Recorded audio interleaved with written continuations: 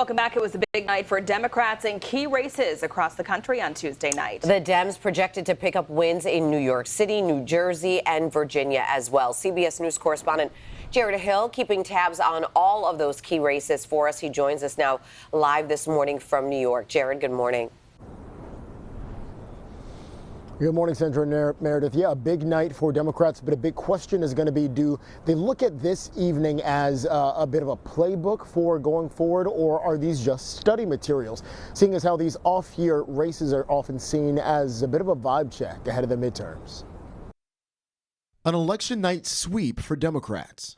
In New York City, Zoran Mamdani, a 34-year-old Democratic socialist, is set to become the Big Apple's first Muslim mayor. Tonight, you have delivered a mandate for change. Next door in New Jersey, voters propelled to Democratic Congresswoman Mikey Sherrill to the governorship after a tight race. The future is now. Roll up your sleeves, let your passion flow. The country we carry in our hearts is waiting. History made in Virginia. Former Democratic Congresswoman Abigail Spanberger is projected to become the Commonwealth's first woman governor. Virginia chose pragmatism over partisanship.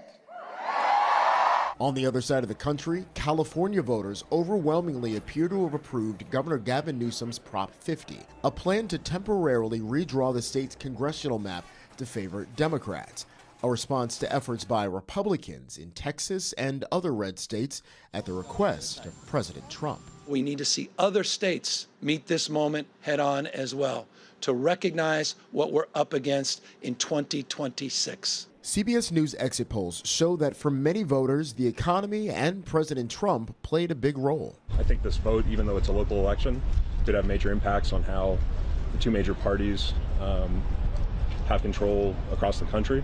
Overnight on social media, President Trump said pollsters blamed the GOP losses in part on the history-making government shutdown and posted this cryptic message, and so it begins.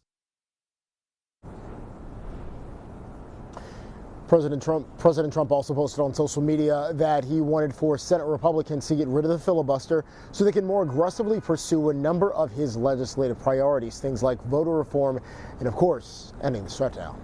Back to you. And Jared, this is a setback for the president. What is Trump expected to do next? So next he is going to, well, actually President Trump is making an argument that this had nothing to do with him, and in fact the losses happened because he was not on the ballot.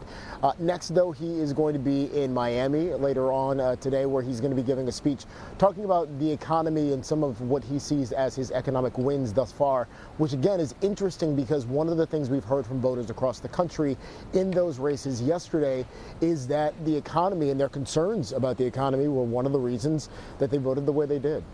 Back to you. Yeah, a lot to sort through today, Jared. CBS News' Jared Hill live in New York for us this morning. We appreciate it. Thank you.